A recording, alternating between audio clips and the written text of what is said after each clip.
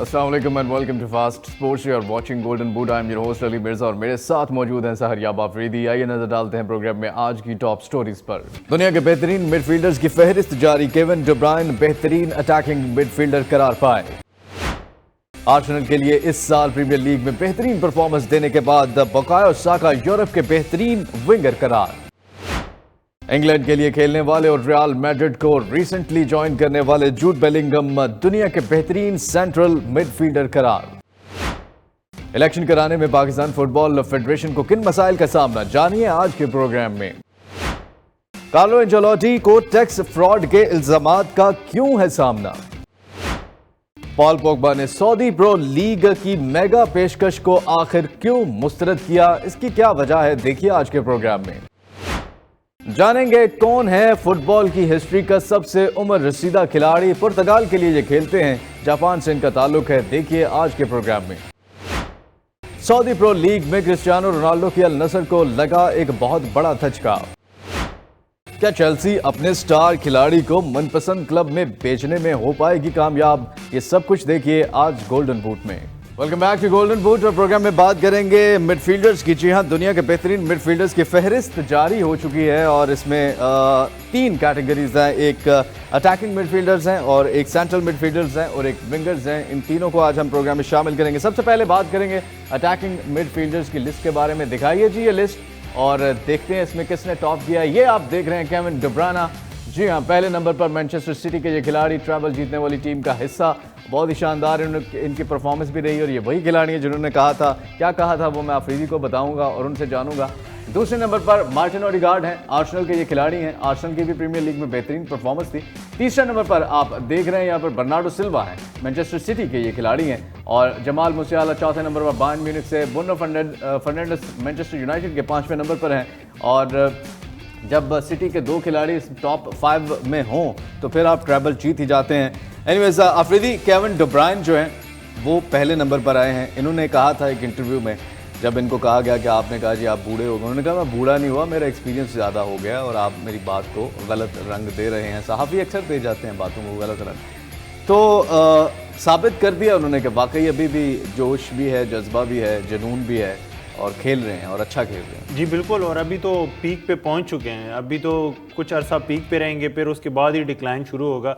और जिस तरह हमने पिछले सीज़न भी देखा, पोडियम पे थे, मतलब टॉप 3 खिलाड़ियों में इन्होंने बैलन डोर पे फिनिश किया था, साडियो माने और करीम बेंजेमा, जब करीम बेंजेमा ने जीता था। तो अभी तो ट्रेबल भी जीत लिया है। हालांकि वर्ल्ड कप में परफॉर्मेंस डिसअपॉइंटिंग थी, वो टीम की वजह से था, वो इनकी वजह से नहीं था। पर्सनली ये बहुत ही आउटस्टैंडिंग प्लेयर। आइसोलेशन में रहने वाला ये लड़का जो है उसने मिडफील्डर्स की लिस्ट में टॉप किया है। और जी हाँ, केविन डी ब्रुयने बहुत ही शानदार परफॉर्मेंस उनकी रिसेंट पास्ट में रही है। और आफरीदी, आपको लगता है कोई कि सही डिजर्व करते हैं मिडफील्डर्स में नंबर 1 पे, या आप किसी और प्लेयर को भी देख सकते थे कि नंबर 1 पे या नंबर 2 में या नंबर 5 में किसी को शामिल, यानी ये लिस्ट में से कोई आप ऐड करना चाहें? नहीं, एक्चुअली में नंबर 1 पे तो डिजर्व केविन डी ब्रुयने से बेहतर इस लिस्ट में तो कोई भी ऐसा प्लेयर नहीं है जो उससे आगे, क्योंकि आप जब ट्रेबल जीते हैं तो आप सारे बॉक्सेस टिक करते हैं। और ट्रेबल एक ऐसा टूर्नामेंट है जो ऑलमोस्ट वर्ल्ड कप के साथ कंपेरेबल है, क्योंकि एक तरफ सबसे बड़ी ट्रॉफी अगर है फुटबॉल में तो वो वर्ल्ड कप है, और अगर दूसरी तरफ देखा जाए क्लब लेवल पे अगर डिफेंस की बात करें, मिडफील्ड के जैसे बात करें, हम स्ट्राइकर्स की भी बात करें, तो मैनचेस्टर सिटी का कोई ना कोई खिलाड़ी टॉप 5 में जरूर है। जी बिल्कुल, यहाँ पर तो 2 हैं, इनके तीसरे नंबर पे भी है और पहले नंबर पे भी है। हाँ, और इवन अगर आप पूरी लिस्ट देखें तो उसमें मोस्टली 11 के 11 जो खिलाड़ी हैं वो कहीं ना कहीं उनका नाम जरूर है हर लिस्ट में। या आप गोलकीपर्स की लिस्ट में भी इनका प्लेयर होगा, right back, left back, centre backs. That shows के पूरी टीम एफर्ट की वजह से जो है उन्होंने ट्रेबल जीता है। स्टैट्स में नजर डालते हैं केविन डी ब्रुयने के, क्या स्टैट्स हैं रिसेंट पास्ट में, क्या उनकी अचीवमेंट्स रही है, आइए आपको दिखाते हैं। ये रहे स्टैट्स, आप देख रहे हैं प्रीमियर लीग में 32 मैचेस खेले हैं, 7 गोल्स किए हैं, 16 असिस्ट किए हैं। चैंपियंस लीग में 10 मैचेस खेले हैं, 2 गोल्स किए हैं, 6 असिस्ट किए हैं। असिस्ट बड़े ज़बरदस्त इनकी रेशियो असिस्ट करने की, क्योंकि मिडफील्डर है। और आप नीचे भी रिकॉर्ड्स कुछ देख रहे हैं, प्रीमियर लीग जो है वो उसके बारे में है। ऑफ द सीज़न जो है 2 दफ़ा बने हैं प्लेयर ऑफ द सीजन, 6 दफ़ा डोमेस्टिक लीग चैंपियन बने हैं और 2022-23 में चैंपियंस लीग चैंपियन बने हैं, जो कि मैनचेस्टर सिटी के साथ इस बार ट्रैवल जीतने में कामयाब हुए हैं।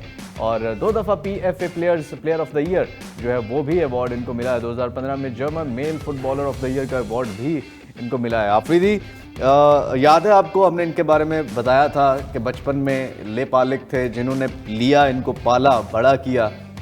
उन्होंने भी इनको घर से कहा कि आप चले जाएं, और उसकी वजह ये थी कि ये बोलते नहीं थे, बहुत खामोश रहते थे। तो उसके बाद जो है वो फिर ये सुपरस्टार बने। तो आपको लगता है ये ना बोलना, एज अ पर्सन मैं ये सवाल कर रहा हूँ कि फोकस ज़्यादा है अपने काम पे, जिसकी वजह से इतनी ज़्यादा अचीवमेंट्स मिली हैं इनको? हाँ, और हमेशा से ऐसा जो बच्चा होता है जो थोड़ा सा रिजर्व्ड होता है, वो जो काम फिर करता है ना, वो क्योंकि फुल डेडिकेटेड होके करता है। लगता नहीं है उसको बचपन में कि ये कुछ करेगा, क्योंकि वो आइसोलेटेड रहता है। हम पेरेंट्स को बता रहे हैं, जो ऐसे बच्चे होते हैं हर फैमिली में तकरीबन होते हैं, हमारे यहाँ भी होंगे, आपके यहाँ भी होंगे, और कोई ना कोई ऐसा बच्चा होता ही है। और आप जो है उसको कभी भी ये मत सोचें कि ये तो कुछ कर नहीं सकेगा, क्या होगा इसका फ्यूचर में। थोड़ा सा टाइम दे उसको, ऊपर अल्लाह ताला की ज़ात है और अल्लाह ताला सबके साथ अच्छा करते हैं। जी आफरीदी, एक्चुअली में इसमें एक और चीज़ मैं ऐड करना चाहता हूँ कि कुछ ऐसे बच्चे होते हैं रिजर्व, जिनका कुछ नहीं बन पाता, और कुछ होते हैं जो बहुत मेगा स्टार बनते हैं। उसमें 2 मेंटालिटीज़ होती हैं। एक, क्योंकि इस तरह के बच्चों को हमेशा से क्रिटिसिज्म फेस करना पड़ता है बचपन में ही। उनको जिस तरह इनको घर से निकाल दिया गया था, और दूसरों को भी कि ये तो कुछ नहीं कर पाएगा, ये तो एक तरह से नालायक वाला टैग लग जाता है। तो जो बच्चे होते हैं उनके अंदर वो एक चीज़ होती है कि नहीं, मैंने साबित करना है कि मैं ये नहीं, एक साबित तो करने की होती है, और एक जो है वो उसको नेगेटिविटी में ले जाते हैं और उससे कुछ भी नहीं कर पाते, या बुराई की तरफ निकल जाते हैं।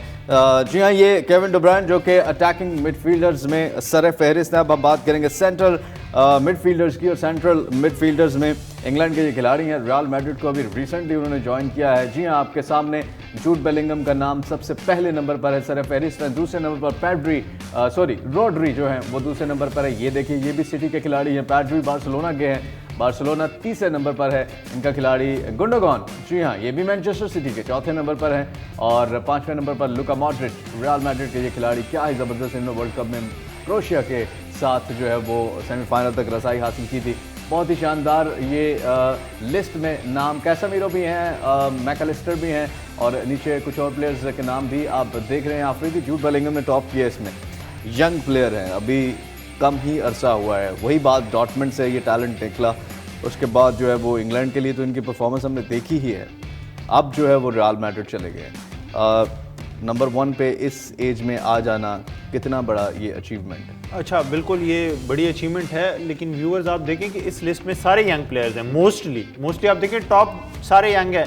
जूड बेलिंगम, रॉड्री, पेड्री, ये सारे यंग कैटेगरी की लिस्ट में। सिर्फ गुंडोगान जो है वो जरा थोड़े से एक्सपीरियंस कैटेगरी में आते हैं। और ये डिफेंसिव मिडफील्डर्स भी इनको अगर कहा जाए तो गलत नहीं होगा, क्योंकि ये थोड़ा सा पीछे रह के अपने डिफेंस को भी हेल्प आउट करते हैं। और फिर जब बिल्डअप प्ले, जब दोबारा से अपने डिफेंस से कोई मिडफील्डर बॉल को आगे लेके बढ़ता है और डिस्ट्रीब्यूशन जो करता है ना लेफ्ट और राइट चैनल्स पे, तो वो इनका काम होता है। प्रीति, अच्छा, इनकी जो है वो अब फाइनल हो चुकी है, रियल मैड्रिड में जो अब खेलते हुए नजर आएंगे। आपको लगता है कि कुछ एक्सपेरिमेंट नहीं करेंगे एंजेलोटी इनके साथ? जिस पोजीशन पे ये अच्छा खेलते हैं और नंबर 1 पे आए हैं सेंट्रल मिडफील्डर, उसी पोजीशन पे इनको तैयार करेंगे? जी बिल्कुल, और क्योंकि इनको जो बूट्स फिल करने हैं वो बहुत बड़े हैं, क्योंकि लुका मॉड्रिच और टोनी क्रूस और कैसेमीरो जो हैं वो इस पोजीशन पे रियल मैड्रिड के लिए खेलते हैं, जो डिफेंसिव मिडफील्ड। आपको लगता है ये वो बूट फिल करने में कामयाब हो पाएंगे, बल्कि शायद ज़्यादा अच्छे ये फिट कर लें बूट्स?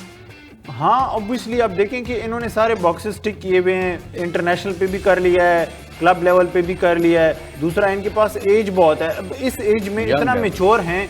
तो आप देखें कि लुका मॉड्रिच जब गए थे रियल मैड्रिड में तब वो 30 साल के थे, 30 साल की उम्र में रियल मैड्रिड गए थे। टोनी क्रूस 25-26 साल के थे। तो रियल मैड्रिड का फ्यूचर अभी यानी अच्छे हाथों में है, आप ये कह सकते हैं? बिल्कुल, इसमें कोई शक नहीं है कि रियल मैड्रिड ने जितनी भी व्यूअर साइनिंग की हैं, आप अगर देखें तो सारे यंग प्लेयर्स हैं, और ऐसे यंग प्लेयर्स हैं जो ऑलरेडी मेच्योरिटी को अचीव कर चुके हैं, मतलब कम एज में। चलिए स्टैट्स पे एक नज़र डालते हैं, जूड बेलिंगम के स्टैट्स क्या कहते हैं और कितने इनकी अचीवमेंट्स रही हैं। आप दे रहे हैं 2020-21 में 29 मैचेस में 1 गोल किया था और 3 असिस्ट किए थे। फिर बेहतरी आई। 2021-22 में आप देख रहे हैं 32 मैचेस में, ये डॉर्टमंड की हम बात कर रहे हैं, 32 मैचेस में 3 गोल्स किए थे, 8 असिस्ट किए थे। 2022-23 में आप देख रहे हैं 31 मैचेस में 8 गोल किए थे, 4 असिस्ट किए थे इन्होंने। और डॉर्टमंड में ये अर्लिंग हालैंड भी खेलते रहे हैं, डॉर्टमंड में ये भी खेलते रहे हैं। और डॉर्टमंड हम जैसे कहते हैं हमेशा से टैलेंट प्रोड्यूस किया है, और ये एक टैलेंट भी हमें देखने को मिला है जो कि अब रियल मैड्रिड में खेलते हुए नजर आएगा, और इंग्लैंड में भी ये बड़ी ज़बरदस्त परफॉर्मेंसेज वर्ल्ड कप में दे चुके हैं। नेक्स्ट अब बात करने जा रहे हैं हम विंगर्स की, और विंगर्स जो है वो तीसरी कैटेगरी है मिडफील्डर्स में, और इसमें कौन टॉप पर आया है वो आपको लिस्ट दिखाते हैं। और ये आपके सामने लिस्ट, जी हाँ, मेरे बहुत फेवरेट बुकायो साका, आर्सेनल के ये खिलाड़ी, और ये भी इंग्लैंड के से खेलते हैं, और आर्सेनल के लिए इन्होंने क्या ही ज़बरदस्त परफॉर्मेंसेस दी थी इस साल प्रीमियर लीग में। उसके बाद दूसरे नंबर पे क्वारत्सखेलिया नेपोली, जो कि टाइटल जीती थी 33 साल बाद इटालियन सीरिया का, उसके ये प्लेयर हैं। और तीसरे नंबर पर Grealish, Jack Grealish Manchester City के। चौथे नंबर पर डेम्बेले, उस्मान डेम्बेले बार्सिलोना के, यहाँ पर चौथे नंबर पर है। पाँचवें नंबर पर मार्टिनेली, जी हाँ, आर्सेनल के गैब्रियल मार्टिनेली हैं। और ये लिस्ट में सबसे जो बेस्ट खिलाड़ी आपको नज़र आ रहे हैं वो बुकायो साका हैं, अफरीदी विंगर्स। इनके लिए तो मेरा ख्याल है आप कोई बात कर ही नहीं सकते, क्योंकि इन्होंने तो सब जो क्या कहते हैं कि जो भी इनके तनकीद करने वाले थे, जो भी लोग थे, सबको ही खामोश भी करवा दिया, और शायद तारीफ़ करने वालों को भी खामोश कर दिया है, इतना अच्छा खेले। जी बिल्कुल, बेशक आउटस्टैंडिंग परफॉर्मेंसेस इन सारी प्लेयर्स की, खास करके 1 और 2 में तो आप डिसाइड ही नहीं कर सकते कि नंबर 1 कौन है और नंबर 2।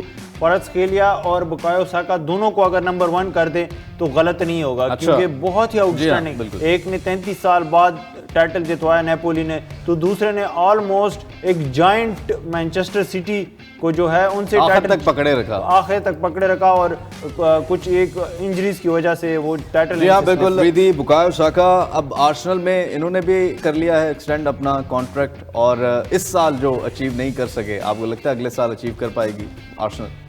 इनकी कोशिश तो यही होगी, और टीम अभी बन गई है, इनकी बैकअप भी तैयार हो गए हैं। अच्छा। और भी कुछ प्लेयर्स, इनको 1-2 प्लेयर्स और साइन करने चाहिए, ताकि अब बुकायो साका की रिप्लेसमेंट भी होनी चाहिए। है कोई इनके पास, या कौन हो सकता है बुकायो साका की रिप्लेसमेंट? बुकायो साका की रिप्लेसमेंट तो मार्केट में तो बहुत सारे ऐसे प्लेयर्स हैं जो इस जगह को फिल कर सकते हैं, लेकिन मार्टिनेली जो करंट प्लेयर है वो भी स्विच कर सकते हैं। वो क्योंकि लेफ्ट विंग पे खेलते हैं, तो वो स्विच करके राइट विंग पे खेल सकते हैं। और क्योंकि अब जो है, लेकिन दूसरी लेफ्ट विंग पे कौन खेलेगा? वो एक्चुअली में इनके पास अब डेक्लन राइस सेंट्रल डिफेंडर बन जाएगा। दूसरी तरफ इनके काई हावर्ड्स इन्होंने चेल्सी से लिए, वो उस जगह को फिल कर सकते हैं। दूसरा, काई हावर्ड्स एक अच्छी साइनिंग इस लिहाज से भी है कि काई हावर्ड्स जो है एज अ स्ट्राइकर खेल सकते हैं, क्योंकि अभी पिछले शोज में भी व्यूअर्स हमने कहा था कि आर्सेनल जो है वो प्लेयर्स को एट्रीब्यूट्स की वजह से ज़्यादा साइन कर रही है, उनके एक स्पेशलिटी की वजह से नहीं कर रही। काई हावर्ड जो हैं लेफ्ट राइट दोनों और स्ट्राइकर खेल सकते हैं। सही। और इसी तरह बुकायो साका को हमने देखा है कि वो रेगुलरली मैचेस के दौरान भी विंग स्विच करते हैं। कभी उनकी प्रेफर्ड जो है वो राइट विंग है, लेकिन वो स्विच करके लेफ्ट विंग पे भी चले जाते हैं। बिल्कुल ठीक। चलिए, ये तो अच्छी खबर है आर्सेनल के फैंस के लिए, और आप भी उनके फ़ैन हैं। स्टैट्स पे नज़र डालते हैं, बुकायो साका के स्टैट्स क्या कहते हैं, क्या उनकी अचीवमेंट्स रही है। आप देखें 2018-19 में एक मैच खेला था, और ये मौका ही लगता दिया गया था इनको, उसमें गोल और असिस्ट में कोई नज़र नहीं आ रहा। लेकिन 2019-20 में 26 मैचेस खेले, उसमें 1 गोल किया, 5 असिस्ट किए उसमें। 2020-21 में 32 मैचेस में 5 गोल्स भी किए और साथ में 3 असिस्ट भी किए। 2021-22 में 38 मैचेस में 11 गोल्स किए उन्होंने और 7 असिस्ट किए। 2022-23 में 38 मैचेस में 14 गोल किए और 11 असिस्ट किए। तो ओवर द टाइम इन्होंने इम्प्रूव किया है, और बड़े ज़बरदस्त खिलाड़ी हैं, अभी भी यंग हैं, और उम्मीद करते हैं कि आगे भी ऐसी परफॉर्मेंसेस जो हैं वो बुकायो साका की तरफ से हमें देखने को मिलती रहेंगी। यहाँ पर एक छोटी सी ब्रेक का वक्त हुआ चाहता है। Break. Welcome back to golden boot. और जी हाँ, आप जानते हैं मुआज़ अहमद ने हमें ज्वाइन कर लिया, स्पोर्ट्स जर्नलिस्ट हैं, पाकिस्तान में डोमेस्टिक फुटबॉल और फुटबॉल के अंदर जो कुछ हो रहा है उसके बारे में काफ़ी कुछ इनको खबरें होती हैं और हमें बताते हैं।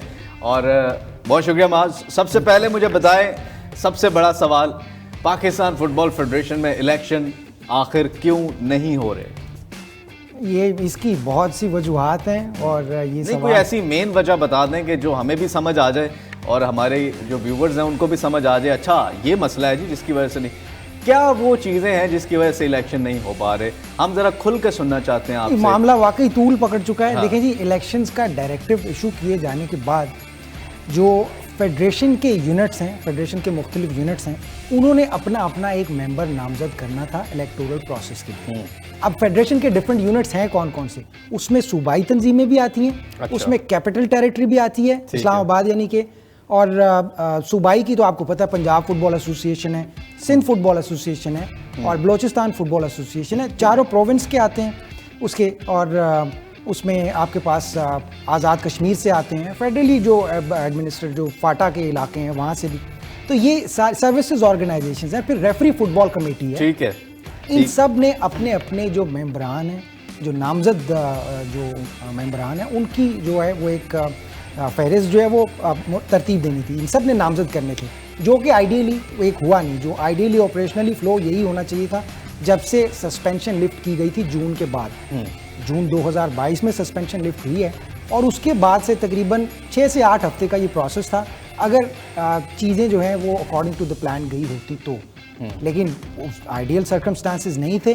बेसिकली आप कह रहे हैं कि जो प्रोविंशियल लेवल पे और बाकी जितने भी इंतजामी मामलात में मसाइल हैं उस वजह से जो है वो यही मैं अर्ज करना चाह रहा हूँ कि फेडरेशन की जो एग्जीक्यूटिव कमेटी है उसके नीचे प्रोविंशियल एसोसिएशन है, प्रोविंशियल एसोसिएशन के नीचे डिस्ट्रिक्ट एसोसिएशन है जो सपोर्ट फराहम करती है, ऑपरेशनल सपोर्ट फराहम करती है।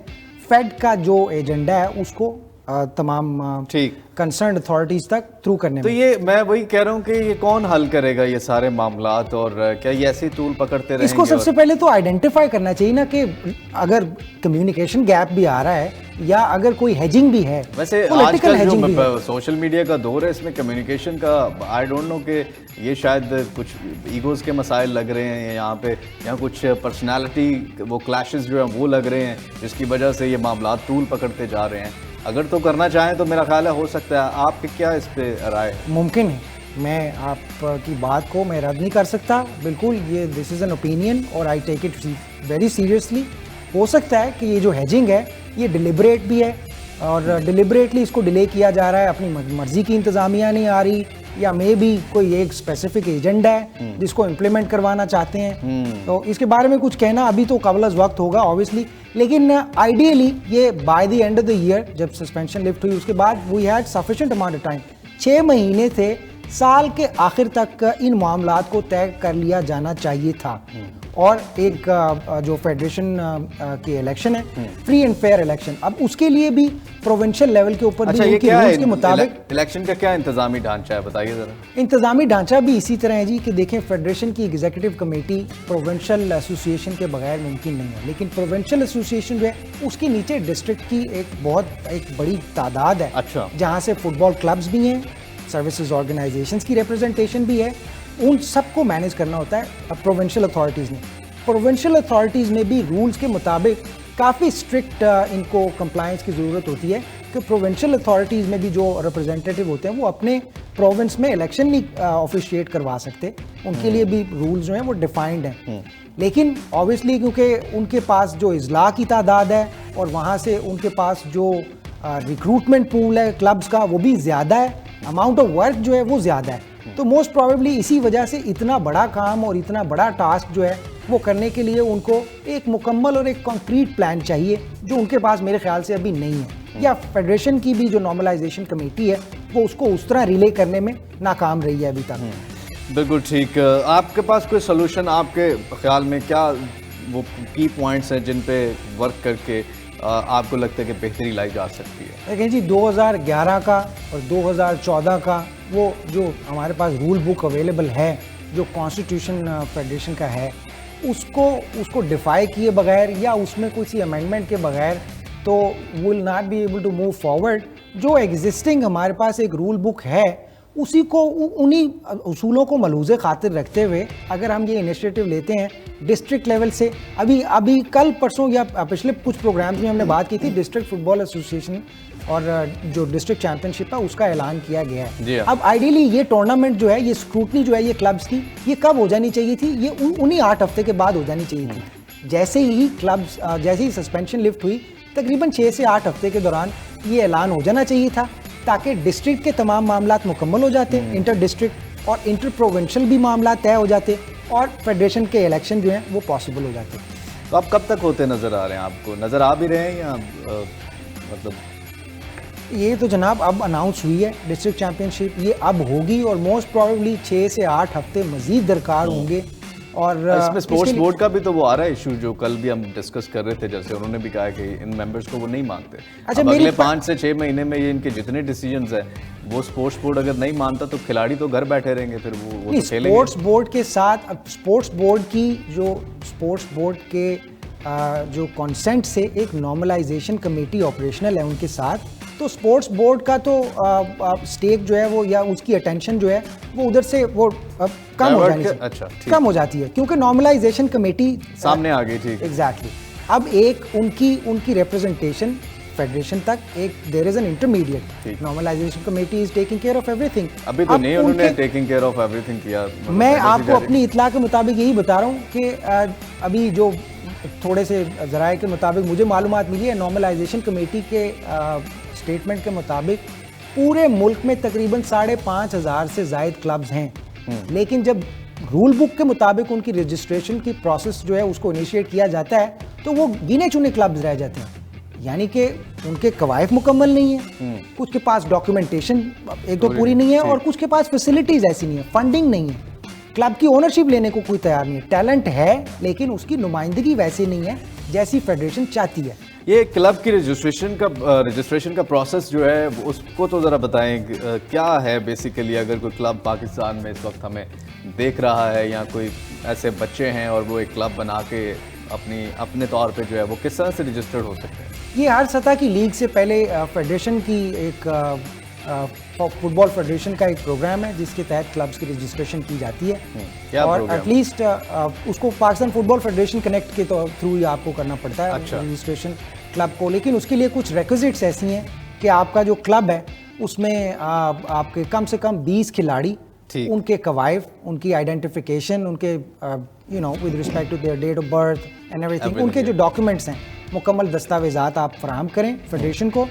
उसके साथ साथ आप क्लब का जो एक बैंक अकाउंट है वो आप बैंक अकाउंट नंबर भी देते हैं और साथ अपनी एक सर्टिफिकेट फराहम करते हैं for your sound financial position.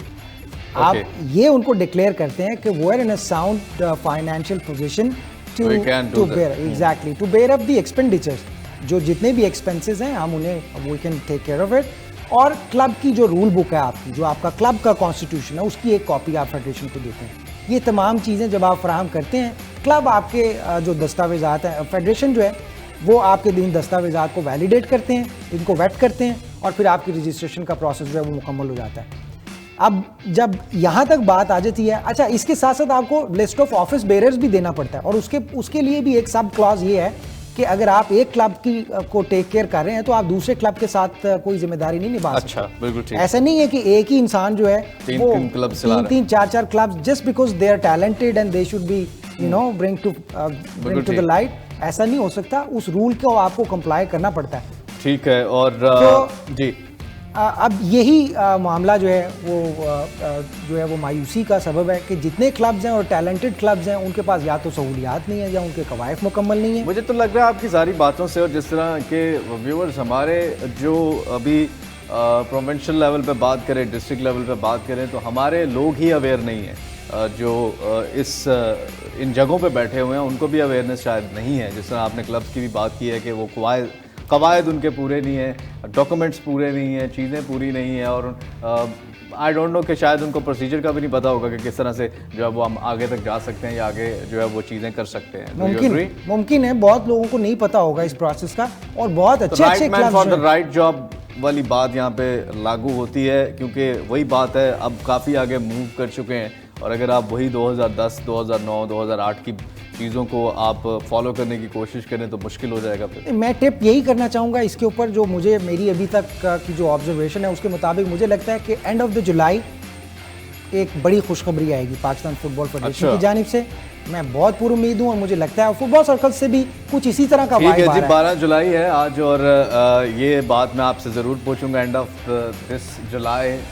ऐसे जो है वो हमें काफ़ी दफ़ा खुशखबरियों का कहा जाता है कि इस महीने के एंड पे काफ़ी बड़ी खुशखबरी मिलेगी, लेकिन मिलती नहीं है। एनीवेज उम्मीद करते हैं और ये सारी तनकीद या सारी कोशिश भी यही है कि हमारा जो फुटबॉल है, टैलेंट है, सामने आए और हमारी जो फेडरेशन है वो भी इस तरह के काम करे ताकि हमारा टैलेंट भी पूरी दुनिया में पाकिस्तान का नाम रोशन करे। बहुत शुक्रिया माज अहमद, आपने हमें ज्वाइन किया। यहाँ पे एक छोटी सी ब्रेक का वक्त हुआ चाहता है। Welcome back to golden boot और प्रोग्राम में अब शामिल करेंगे सोशल मीडिया से रिलेटेड कुछ खबरें, क्या लेटेस्ट हैपनिंग्स चल रही हैं फुटबॉल में, आपको दिखाते हैं। सबसे पहली ट्वीट है हमारे पास और ये कार्लो एंजेलोटी, रियल मैड्रिड के जो कोच हैं, बड़े ज़बरदस्त कोच, बड़ी ज़बरदस्त इनकी अचीवमेंट्स हैं, लेकिन यहाँ पर इसको अचीवमेंट कहें या क्या कहें, according to reports Carlo Ancelotti is facing tax fraud charges. Afridi, ये इतना बड़ा नाम और ये क्या कहानी आ गई है? एक्चुअली 2014 की बात है ये, जब ये रियल मैड्रिड के साथ पहला स्पेल कर रहे थे, तो उस टाइम पे इन्होंने अपने जो इमेज राइट्स हैं, बाकी तो इन्होंने टैक्स फाइल कर दिया था स्पेनिश कोर्ट में। अच्छा। मतलब जो स्पेनिश उनकी फेडरेशन है टैक्स की, लेकिन जो इमेज राइट्स हैं वो अब स्पेनिश कोर्ट ने इनको बुलाया है कि आप आएँ और बताएं कि वो जो 40,000 यूरोस थे आपके इमेज राइट्स के जो आपने लिए थे, उसका टैक्स कौन भरेगा। वो आपने नहीं भरा तो उसका या तो आप खमियाजा भुगतें या आप टैक्स पे करें। तो अब देखना पड़ेगा कि इनके ऊपर चार्जेस लगते हैं या वो क्लीन चिट मिलती है इनको। चलिए लेट्स सी क्या इनका आगे इस केस में होता है और जो भी होगा हम आपको बताएंगे। नेक्स्ट हमारे पास क्या है आइए आपको दिखाते हैं और यह है Paul Pogba wants to stay at Juventus and has turn down lucrative offer from Saudi Arabia. ये गए थे कुछ ने कहा उम्रा करने गए हैं, हालांकि विजिट भी किया था इन्होंने सऊदी प्रो लीग का क्लब। उसके बाद अब जो है उन्होंने, हालांकि इनसे फिर आपको याद होगा सोशल मीडिया पे लोग पूछते भी थे कि क्या आप सऊदी प्रो लीग ज्वाइन करेंगे, तो ये एक डबल मीनिंग जवाब देते थे कि आज तो नहीं कर रहा, कल का पता नहीं। तो दैट्स मीन के एक विंडो थी। अब उनका तरफ से जो है वो क्लियर ये कह दिया गया है कि जी वो यूवेंटस में ही रहेंगे और एक अच्छी ऑफर उन्होंने जो है वो नहीं ली सऊदी प्रो लीग। और वो एक एक्सप्लेनेशन भी आ गई एक तरह से। आप देखें कि उन्होंने कहा टुडे डोंट और टुमारो आई डोंट नो। तो अब इस साल के लिए तो उन्होंने ना कर दी है। इस साल के लिए ना इसलिए की है कि अगले साल 2024 में यूरो कप आने वाला है जो कि जर्मनी में खेला जाएगा डिफरेंट कंट्रीज़ में, और उसमें ये क्योंकि अगर सऊदी लीग में चले जाते हैं तो उधर इतना कंपेटिटिव लीग नहीं है, तो कोच इनको फिर सेलेक्ट नहीं करेंगे, बेशक बहुत अच्छा भी खेल लें। यूरोप में जो खेलने वाले खिलाड़ी हैं उनको, और वैसे भी फ्रांस की टीम में जगह बनाना बहुत मुश्किल है। तो यूवेंटस के लिए अच्छी परफॉर्मेंसेस देंगे, चैंपियंस लीग में तो है ही नहीं वैसे यूवेंटस किसी भी यूरोपियन कंपटीशन में नहीं है, लेकिन सीरिया में अगर बहुत अच्छी परफॉर्मेंस दें तो ये स्क्वाड में आ सकते हैं। वैसे एक सवाल मेरे जहन में आ रहा है कि सऊदी प्रो लीग कहीं ऐसा तो नहीं बनता जा रहा है कि जितने भी एक्सपीरियंस खिलाड़ी हैं जो पैसे को आगे अपने फ्यूचर में तरजीह देंगे वो ज़्यादा उनका रुझान है, जबकि यंगस्टर्स का, क्योंकि वहाँ पे वाकई में कंपटीशन इतना नहीं है, तो यंगस्टर्स को ये फैसला बड़ा सोच समझ के लेना पड़ेगा कि अगर वो जाते हैं तो वहाँ पे फिर किस तरह से सर्वाइव करेंगे, कब वहाँ से फिर वापसी का क्या रास्ता हो सकता है। तो ये काफ़ी मुश्किल है इनके लिए। हाँ, इसमें कोई शक नहीं है, व्यूवर्स के वापसी का रास्ता नहीं है, और अभी तक कोई भी ऐसा प्लेयर नहीं किया जो अपने अर्ली एज में हो। सारे वो इसको कहते हैं कि एक डेड वुड टर्मिनोलॉजी यूज़ होती है कि सारा जो डेड वुड है वो यूरोप का वो उधर जा रहा है, लेकिन इतना भी डेड नहीं है। अभी इनके पास 1, 2, 3 साल हैं अच्छे लेवल पे खेलने के। अंगोलो कांटे भी अभी बहुत ही अच्छे प्लेयर हैं, इंजरीज की वजह से थोड़ा सा उनको, लेकिन फ्यूचर के बारे में परेशान नहीं है ना कि वापसी करनी पड़ेगी। हाँ, क्योंकि उन्होंने सब कुछ अचीव कर लिया, वर्ल्ड कप भी जीत लिया। देखते हैं पॉल पोग्बा का ये डिसीजन कितना फायदेमंद साबित होता है उनके लिए। नेक्स्ट हमारे पास क्या है और ये है क्रिस्टियानो रोनाल्डो। जी हाँ, रोनाल्डो की जो अल नसर है have been ban from registration new players. ये क्यों हुआ है? न्यू प्लेयर्स को क्यों रजिस्टर कर पा रही है और क्या इसके पीछे कहानी है? एक तो हमने पहले भी जब रोनाल्डो गए थे तब भी व्यूअर्स आपको बताया था कि प्लेयर्स नए रजिस्टर नहीं कर सकते, इसलिए रोनाल्डो को थोड़ा सा वेट करना पड़ेगा। 1-2 मैचेस डिले हो के उनका डेब्यू हुआ था, और उसमें फिर बाद में इन्होंने एक प्लेयर जो है फॉरेन प्लेयर बेचा, उसके बाद वो रोनाल्डो को उस जगह पे फिल किया।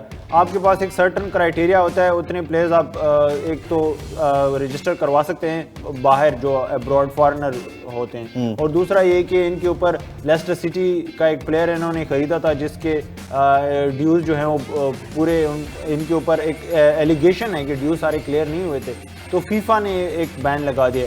अब इनकी तरफ से जो मौक़िफ़ क्लब की तरफ से आया है, उन्होंने कहा है कि इस तरह की कोई इशू नहीं है और बहुत जल्द हम इस मसले से निपट लेंगे और क्लियर होके आ जाएंगे। जी हाँ, इनके पास बहुत पैसा है और पैसे से ये निमट सकते हैं। लेट्स सी किस तरह से निमटते हैं। नेक्स्ट हमारे पास क्या है जी, आइए आपको दिखाते हैं। और नेक्स्ट है काजुयोशी मियोरा। जी हाँ, 56 years old मियोरा has extended his stay with Portuguese side Oliviernes where he's been on loan from Yokohama since January। Afridi, ये दुनिया के फुटबॉल के सबसे उम्र रसीदा खिलाड़ी हैं।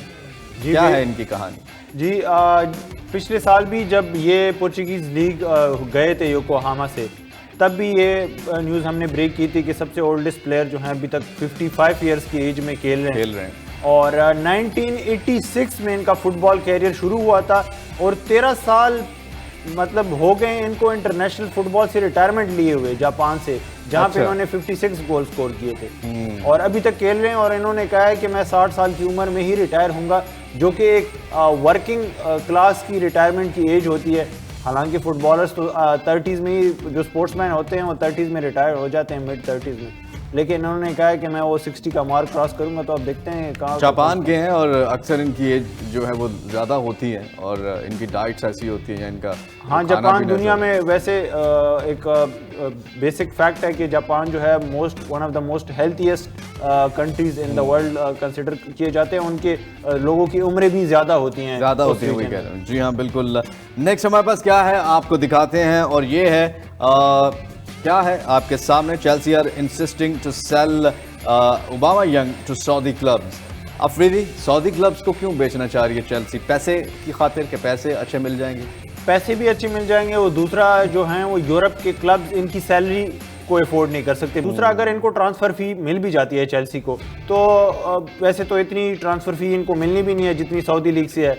और दूसरा, हमने बताया भी था व्यूअर्स के, टॉड बोली की जो इनके ओनर हैं, उनकी जो सऊदी क्लब्स हैं उनके साथ एक एग्रीमेंट भी हो चुकी है। उनकी बिजनेस टर्म्स भी हैं पेफ के साथ, जो प्राइवेट इन्वेस्टमेंट फ़ंड है सऊदी अरब का, जो इन 4 क्लब्स को देख रहा है और सारी इन्वेस्टमेंट लेके आ रहा है, प्लेयर्स लेके आ रहा है। दूसरा ये कि यूरोप, क्योंकि ये एक थोड़ा सा इनकी एज हो चुकी है और अब उस लेवल पे नहीं खेलते जिस लेवल पे ये बुंडेसलीगा में और फिर बाद में आर्सेनल के लिए शुरू में खेलते थे। चेल्सी के लिए भी कुछ इन्होंने खदमात सर अंजाम दिए या बस नहीं? एक फ्लॉप रहे हैं, बहुत बड़े फ्लॉप रहे हैं फ्रॉम द बिगिनिंग। और वही नंबर 9 का जो कर्स है चेल्सी के ऊपर, वो इन्होंने भी वो शर्ट पहनी और इनसे जब शुरू में जब आए थे तो इनसे क्वेश्चन भी किया गया कि ये जो शर्ट है नंबर 9, आप ये इसकी जगह कोई और चूज़ कर लें, ये कर्स शर्ट है। तो हंस के उन्होंने एक तरह से साइड पे कर दिया था कि ये सुपरस्टिशंस ही है और मैं इस कर्स को तोड़ूंगा। अच्छा। तो खुद ही टूट गए, कर्स को नहीं तोड़ पाए। तो अब देखते हैं कि कहाँ जाते हैं, लेकिन सऊदी लीग इनके लिए ज़्यादा प्रेफरेबल इस लिहाज से भी है। लेकिन सऊदी प्रो लीग वाले इंटरेस्टेड हैं इनको लेने में? हाँ, सऊदी प्रो लीग से इनको बहुत अच्छी ऑफर्स हैं और देखते हैं, वही उनके लिए एक बेस्ट डेस्टिनेशन है, क्योंकि उम्र के जिस हिस्से में हैं वो एक बेस्ट जगह है उनके लिए। पैसे कैश इन कर लेंगे अपने एंड कैरियर पे, इंटरनेशनल भी कुछ खातिर खा नहीं कर सकते और क्लब लेवल पे भी अब ऐसे क्लब में तो इनको इनके बाद जाना ही नहीं है कि चैंपियंस लीग जीत पाएंगे। लेट्स सी ओबामायंग का फ्यूचर क्या होता है। ये कुछ ट्वीट्स और इसके साथ साथ कुछ पैकेजेस जो हमने प्रोग्राम में शामिल किए और पाकिस्तान में इलेक्शन कराने के लिए जो फेडरेशन को मुश्किलात का सामना है उसके बारे में डिटेल में हमने डिस्कस किया है। आप इस प्रोग्राम को रिपीट में देख सकते हैं हमारी वेबसाइट fastsports.tv। ये हमारी वेबसाइट है, आई रिपीट fastsports.tv। इस पर आप हर शो के जो है वो रिपीट टेलीकास्ट देख सकते हैं और उसके साथ साथ यूट्यूब पे भी इस शो को आप रिपीट में देख सकते हैं। और उसके साथ साथ यूट्यूब का जो हमारा चैनल है फास्ट स्पोर्ट्स PK, इसको आप सब्सक्राइब कर सकते हैं। और पूरी दुनिया में जितने भी स्पोर्ट्स हैं, पूरी दुनिया में जितनी भी खेलें खेली जाती हैं और क्या खबरें जो है वो पूरी दुनिया के स्पोर्ट्स से में चल रही हैं, उसके हवाले से हमारे सोशल मीडिया जो प्लेटफॉर्म्स हैं उनको आप फॉलो कर सकते हैं। फास्ट स्पोर्ट्स के तमाम जो सोशल मीडिया प्लेटफॉर्म्स हैं उनको फॉलो कीजिए ताकि आप भी अपडेटेड रहें पूरी दुनिया में जितनी भी स्पोर्ट्स हो रही हैं उनसे और उनकी न्यूज़ से। आज के प्रोग्राम से अपने मेज़बान अली मिर्ज़ा और सहरियाब आफरीदी को इजाज़त दीजिए। इंशाल्लाह दोबारा आपसे गोल्डन बूट में मुलाकात होगी। अपना बहुत सा ख्याल रखिए, देखते रहिए fast sports, home of champions. अल्लाह हाफ़िज़।